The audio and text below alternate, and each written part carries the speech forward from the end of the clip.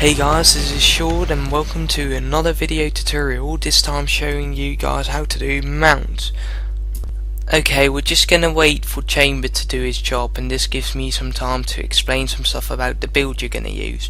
As you can see, I've got Death Charge in my skill bar.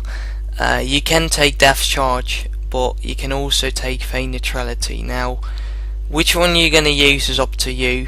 They both got their pros and cons. The good thing about Death Charge is that you can use it to lose aggro and get past bits which are basically blocked, but you can like Death Charge past. But with Feint you will be able to survive more charged, and more like when you're less experienced dealing with charge, it's probably best to take Feint. Now the chamber's done, so we're just gonna hug the left wall and we will come to a gate. Now the gate is still closed. This gate will open when all the graspings are dead which the chamber just put in that corner over there. So you're just gonna have to wait till they've killed those. Now the gate opens, the graspings are dead, so from now you're just gonna hug the right wall and you will find graspings and attuxes. Now you're gonna have to hold all these attuxes a bit further, so the planes, pits and balls can just get past without getting rubber banded and stuff. Now as you might already know, the pits, pools and planes are just gonna basically go past those behemoths over there in the gate when the charged are patrolling up again. So all you have to worry about is you're just gonna have to follow them closely, but don't get in the aggro range, because then the attuxes and graspings will just all scatter and you might get stuck in between them. So don't let that happen. Now a trick is, if you can, you see those nightmares, you can use them as a Death Charge target to get past the behemoths. Now they're not in my range at the moment, so you're just gonna have to run past, and yeah, that's fine too. Whenever you get crippled, of course, by Barb Trap, just put IU up and you'll be fine. You also put IU up whenever you meet charge blacknesses. Now we're just gonna follow the path now. Over here on the right side there's the first optional path to go to mount.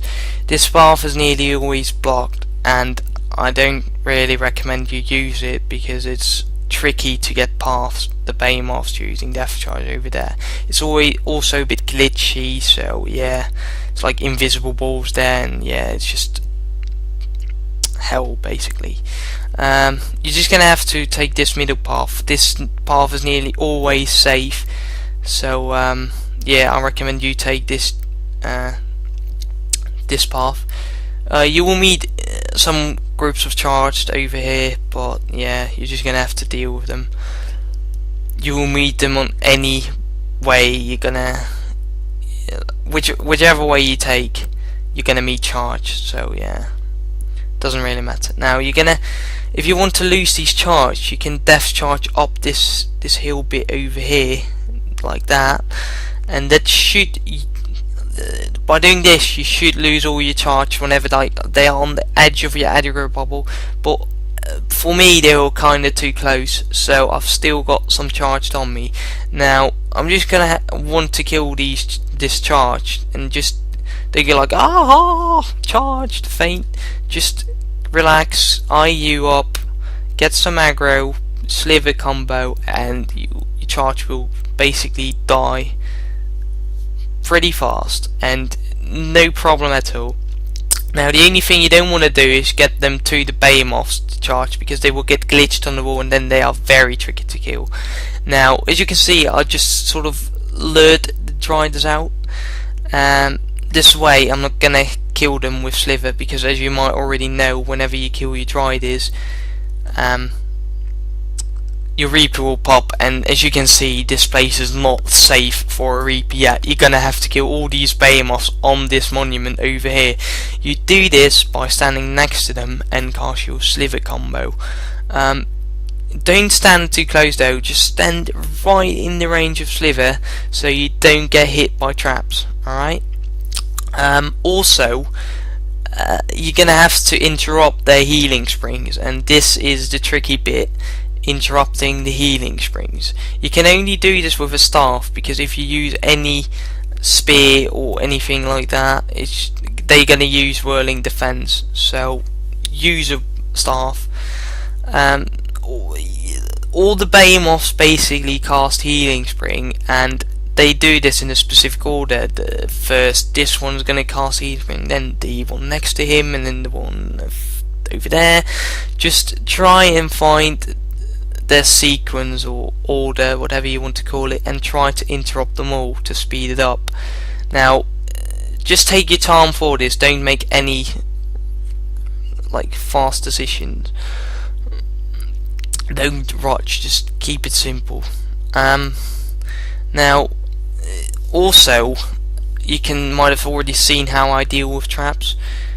The behemoths, when you kill a behemoth, the traps won't just disappear, they will still be there. So what you're going to do is you're going to target one of the driders you've got on the back there, run in and run to the behemoths, trigger the traps, and death charge out straight away when you've triggered them, so the traps won't actually hit you, and you will get teleported back to the driders where you're basically safe. Now, just keep on doing this until all the behemoths are dead. Just take your time for it. If they all balled up, all the behemoths, just take your time to find this sequence. Just don't try and rush, because if you try and rush, it's only gonna end up being a slower run, right? So if you can stay calm, it's gonna be faster than when you go and try and rush everything, because I know that of personal experience.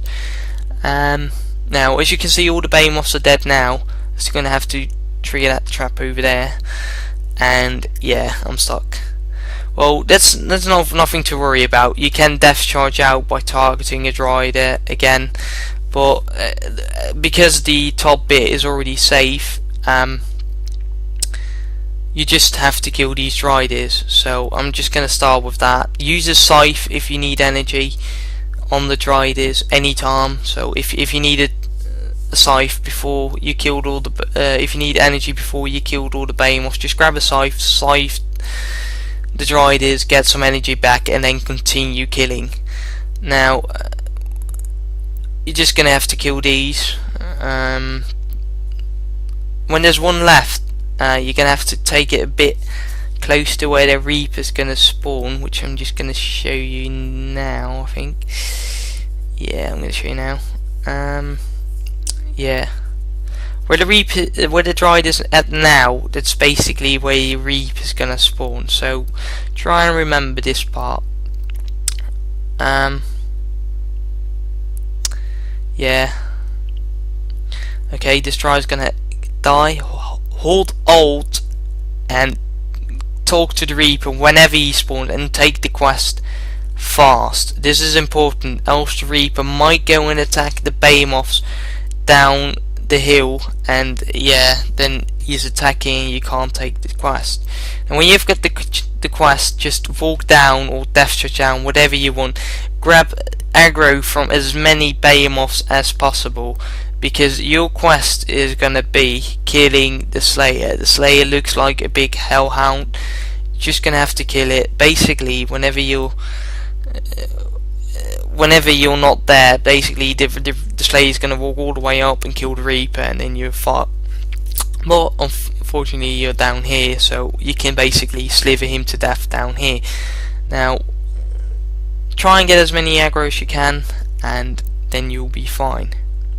Whenever the Slayer is dead, your quest will be done, but watch out, your part is still not finished, because the Reaper up there might be attacking. And now, people say he can survive Keepers of Souls, and there's many discussions about it, but it also happened to me quite a lot of times that the Reaper got killed by these Keepers of Souls over here. There's 4 Keepers of Souls. Now you're just gonna take them back here where you had this huge amount of aggro from Behemoths, and your Keepers over here, 4 of them, will be pulled up, and then just sliver them to death. Alright, when your Keepers of Souls are dead, then mount is done, and I hope you guys enjoyed this video, and good luck on doing mount yourself.